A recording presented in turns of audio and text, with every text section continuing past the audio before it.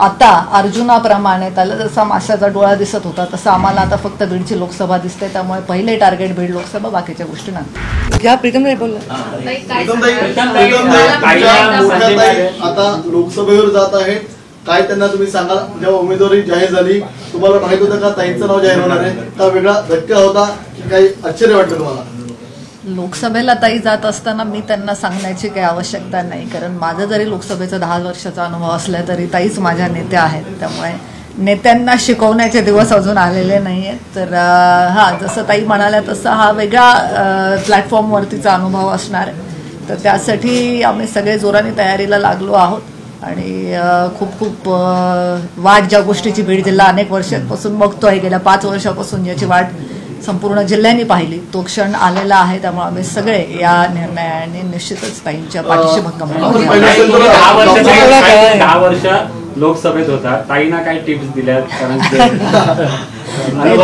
ताईचं बोट धरून मी प्रत्येक पाऊल माझं टाकलेलं आहे गेल्या 10 वर्षामध्ये, त्यामुळे मी ताईंना काही सूचना देण्याची खरंच आवश्यकता नाही आहे.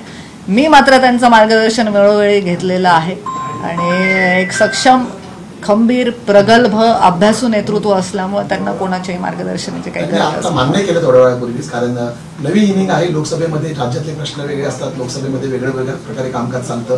तुम्ही 10 वर्षाचा अनुभव घेतलेला आहे लोकसभेमधला, त्यामुळे नेमकं मोदींच्या जवळ राहून तुम्ही काम केलं आहे पंतप्रधानांसोबत.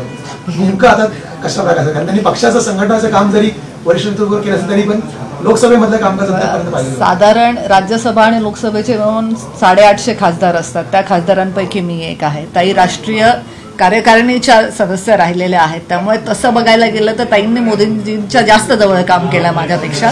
त्यामुळे तिथेही परत मला सांगण्यासारखं काही नाही. मॅक्झिमम तिला दिल्लीमध्ये कोणत्या रेस्टॉरंटमध्ये चांगलं जेवण मिळतं एवढं सांगू शकते.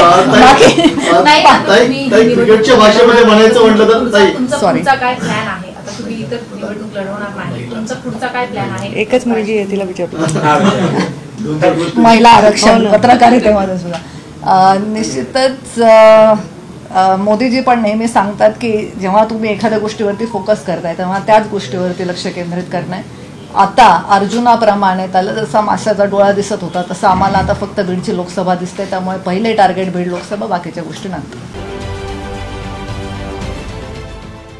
देश विदेशातील प्रत्येक घडामोडींचे लाईव्ह अपडेट मिळवण्यासाठी आता साम टीव्हीच्या सर्व सोशल मीडिया प्लॅटफॉर्मला लाईक, फॉलो आणि सबस्क्राईब करा. तसंच सर्व नोटिफिकेशनसाठी बेल आयकॉन प्रेस करायला विसरू नका.